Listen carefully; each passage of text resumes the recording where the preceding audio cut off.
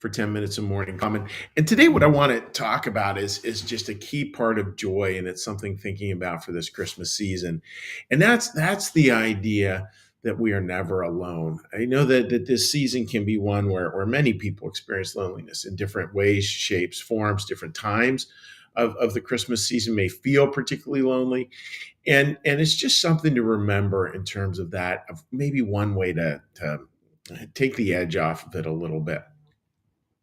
There's this beautiful parable in the Bible where Jesus talks about not the 99 and the one, and he talks about there's 100 sheep, and one of them strays off, and the shepherd realizes this, and the idea that the shepherd leaves the 99 to go to the one. And if Jesus makes a comment like, well, of course that's what you do, you'd leave the 99 to go to the one. And the fact is, like, I look at that and I think, like, no, actually, that's totally illogical. If you have 99 of something, if you have a 99, you're going to make sure those 99 are taken care of and not just go jetting off to find the one. I can't imagine most farmers would do that. They would want to make sure the 99 were taken care of, then take care of the one. But that's not the way the parable reads.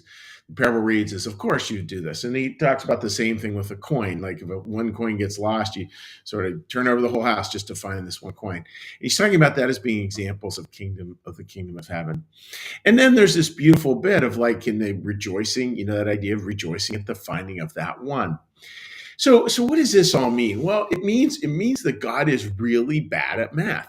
It's the one discipline that God is just not the least bit concerned with. And I don't want to offend any of our mathematicians out there watching, but it really is not God's concern, the math of this. It's sort of this divine foolishness of just, yep, we're just going to do all we can do for that one to try to figure out our best ability to serve that one. Of course, there's a 99 and there's also the one.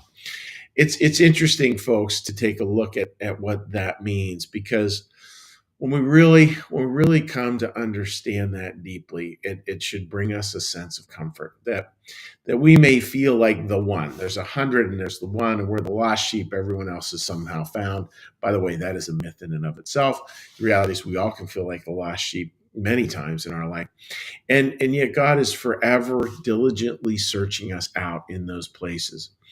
And then a trick to life is to remember as well, as best we can, how do we, in our own way, make room for that one? How do we search for that one?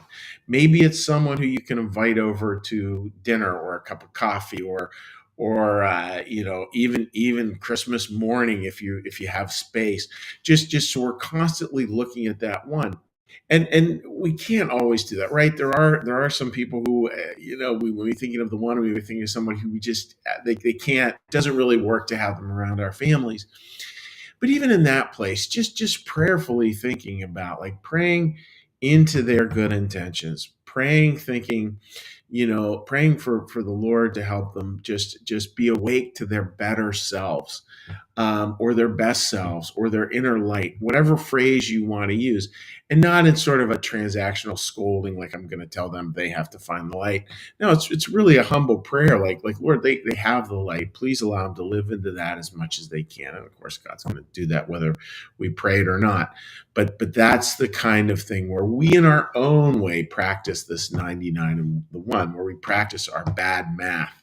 So that's kind of the thought for today, folks, is pretty simple, is to practice bad math. Practice a lot of bad math over Christmas. Practice a lot of that reaching out. Practice a lot of remembering there's 99 and there's one.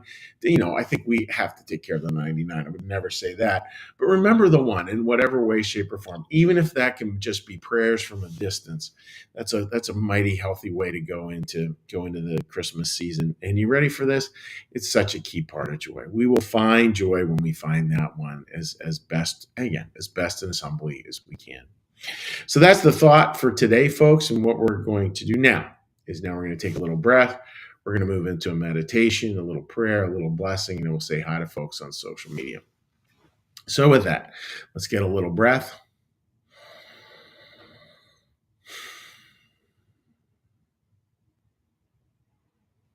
A meditation from the Old Testament. Be still and know that I am God.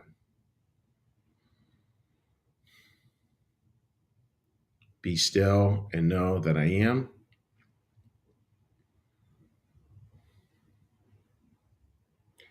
Be still and know that I.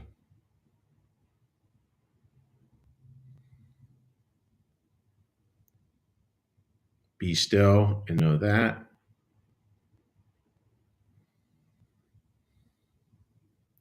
Be still and know. Be still and.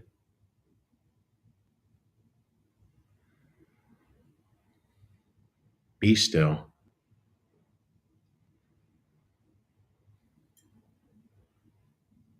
Be.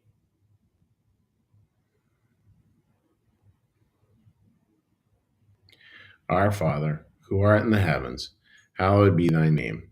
Thy kingdom come, thy will be done, as in heaven, so upon the earth. Give us this day our daily bread, and forgive us our debts, as we also forgive our debtors. And lead us not into temptation, but deliver us from evil.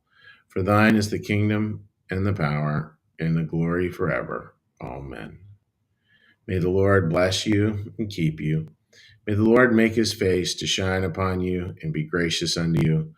May the Lord lift up his countenance upon you, bring you peace, and bring you home. Amen. All right, friends, let's take a little cheery hello to folks and say hi to those who might be joining us today online. All right, a couple comments there. Linda, good morning to you. And Sherry, good morning to you, my friend. Now let's hop on over onto New Church Live. Say a little good cheery hello. There we go. One comment over there. All right, Marcus, good morning to you as well, buddy. So, friends, I'm just wishing you all the very best. We get ready for this Christmas season. Again, that deep spirit of joy, that deep spirit of meaning that we can have, and that as well as that practicing bad math. May you have a vacation time practicing really bad math and enjoying it. Enjoying it. All right, friends, take care. A little final word on your very generous support of New Church Live. Like our content? It's funded by viewers like you. Please consider becoming a sustaining supporter of New Church Live today. Take care, my friends, and God bless. See you tomorrow.